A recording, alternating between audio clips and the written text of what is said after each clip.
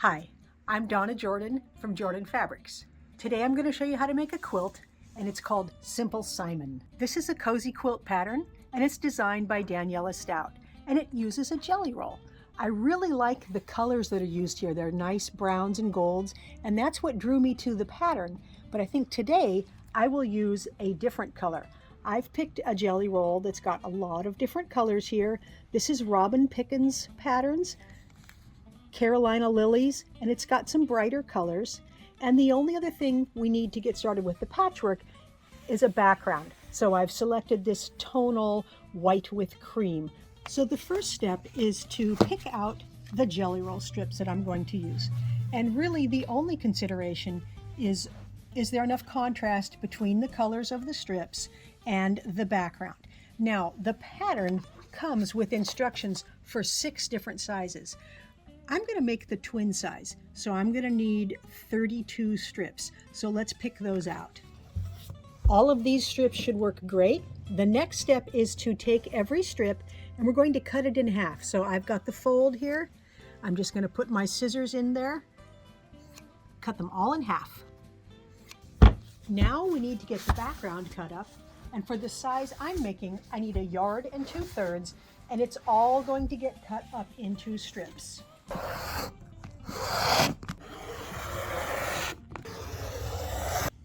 We are also going to split all of these strips in half right along the fold. Now we're taking all the background strips and the jelly roll strips to the sewing machine. And the first thing we're going to do is make a strip unit using 2 backgrounds and 1 of the jelly roll strips right in the middle. Let's take these 2 strips and we're going to stitch all along this one edge. So I just want to be careful to line them up and then not stretch anything. So if you lay them all out like this and hold this far end here and then grab this end, you can stitch them together without stretching either one.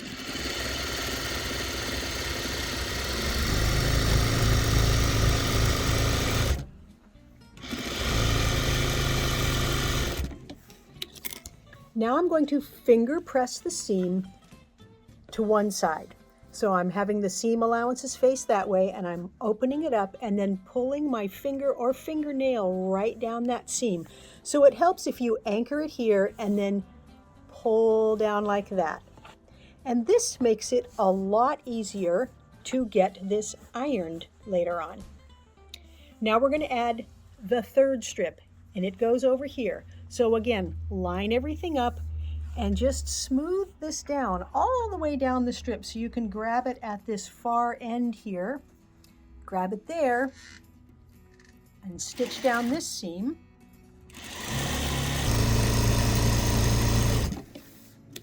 Now this seam allowance gets finger pressed in the same direction as the first one, so they're both going to the right here. Now I'm going to go ahead and make strip units just like this with all the rest of my background and a variety of printed strips in the middle here. Once those are all done, you'll notice that you have some strips left over, and here's what we're going to do with these. Just take two different prints, 2 different colors, it doesn't matter which ones they are, and make a strip set with these 2 at a time.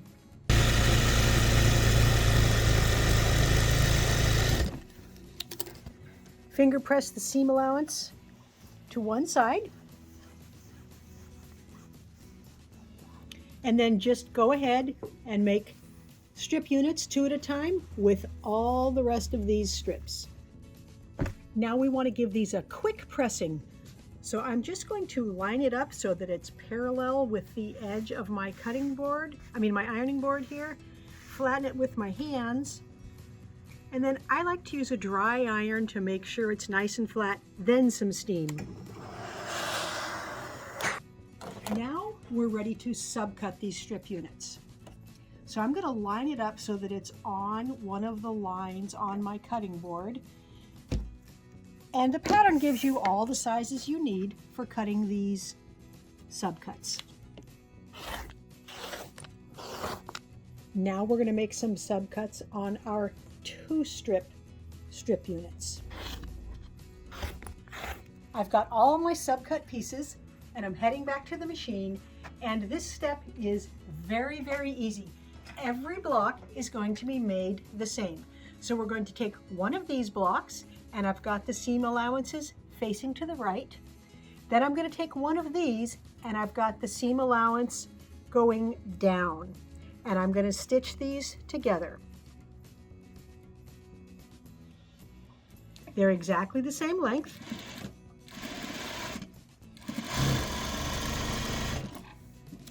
And I'm going to finger press this seam to the right here towards the double strip unit. So I'm going to go ahead and do that with all of the rest of these. This is actually everything we need to lay out the quilt. There's just this one block. So the first one is going to go like this. The next one gets turned upside down. And we will keep that pattern going all the way up. Then the next row, this gets turned like that. And we're just going to keep alternating like this. Of course, when I get done, I'm probably going to want to trade my blocks a little so I don't have those two right next to each other. But we'll wait till we get it all laid out. There's the whole quilt. And Simple Simon is a perfect name for this pattern. It's very easy to make the blocks, very easy to lay them out, but you get such a nice pattern. And as a bonus, when you sew this into rows, there's not going to be anything to match. So right here, there's nothing at all. It's just 2 pieces. When you put these together, since we ironed every block the same way, then flipped half of them around, these seam allowances are going up, but these seam allowances are going down. So everything's going to nest when you sew these together, and it's going to be just a breeze to make the top. Now I've already got the borders cut. The first border is the same as the background, and so that's going to make the patchwork float inside this. Then I've got a nice turquoise, a nice big green one. So I'm going to stitch everything up and get it onto the quilting machine. The top is all done, and I think before I get this loaded onto the quilting machine, I'm going to work on the backing. I'm going to do a little bit of a pieced backing. Now this is a fun way to use up some of the extra jelly roll strips that you have when you make a quilt project, because the jelly rolls come with 40 strips, but oftentimes my quilt doesn't take all 40. So I end up like this with some left over, and of course you could set them aside for another project. But I have a nice way where we can put these into the backing, and they'll match because the back matches the top, and this will add a little more interest to our back.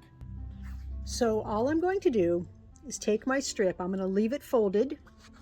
I'm going to put it on a straight line here, and then I'm going to measure over 7 inches from the fold. So that's this mark right here. And then I'm going to cut off the selvage end here. And so now what I have from each strip is 3 pieces that are about 14 or 15 inches. They don't have to be exactly the same length, but I'm going to do that with all of these extra strips. All I'm going to do now is stitch these into one really, really long piece. So just any random order, stitch them till you've got one great big miles long piece here. Now I'm going to give this just a quick ironing here and make sure all my seam allowances are going in the same direction. So let's talk about some numbers now. My quilt top turned out 74 by 90, and that's including the borders and everything. So I like to make my back 6 inches bigger both ways. So I want my back to be 80 by 96 inches. So what I'm going to do is I'm going to cut 2 long pieces of fabric that are 96 inches long, and I'm going to cut them exactly 96. I'm going to cut it with the rotary cutter so they're nice and straight. Then this part in here is where we're going to put this stuff. So I'm going to now measure this and see how many 96-inch pieces I can get. So let's start at one end here, and we will measure out 96 inches and then cut it.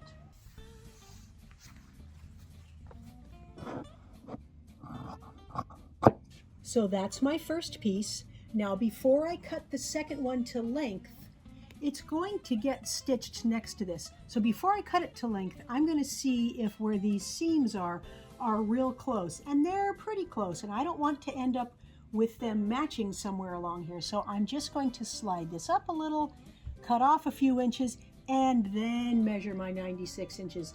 That way I won't have to worry about lining up any seam allowances as I stitch them together.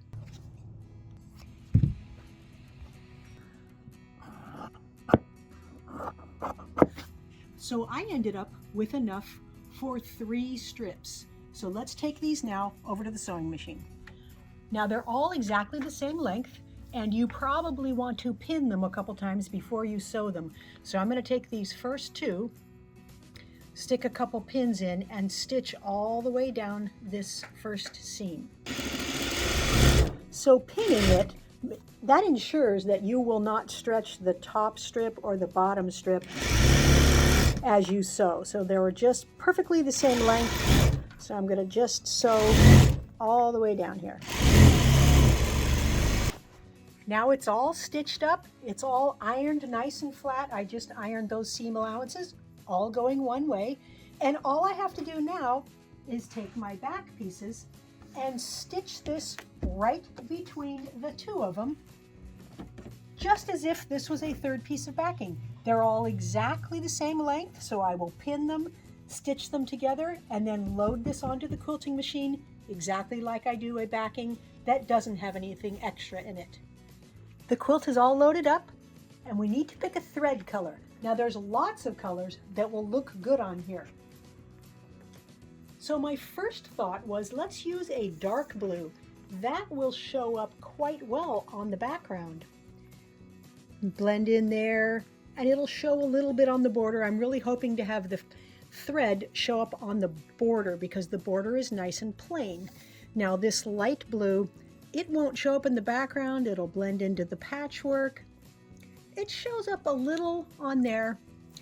This is a nice green. Now that's about the same color. It's a very yellow green, matches the border perfectly. Obviously that would be a great choice. Now here is a dark coral. We have a lot of dark coral in the patchwork. It's going to show up in the light. It's going to show up on the green, but I think this one here, it's lighter. Now this is a very soft peach. It's not going to show on the background, but it actually shows up here pretty well, blends in with the patchwork, so that's what I'm going to go with.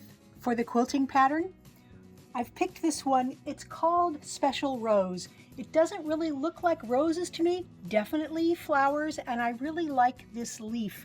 And I also like that the pattern is very even, and that will look really nice on the quilt.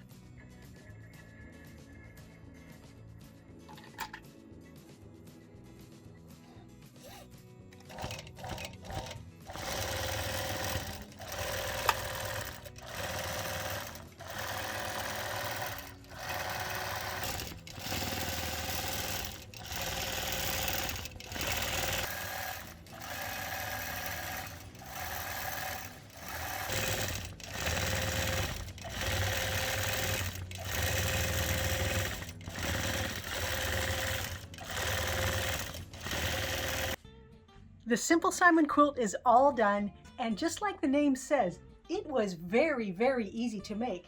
You can hardly even tell what the individual blocks look like. So this is one block right here.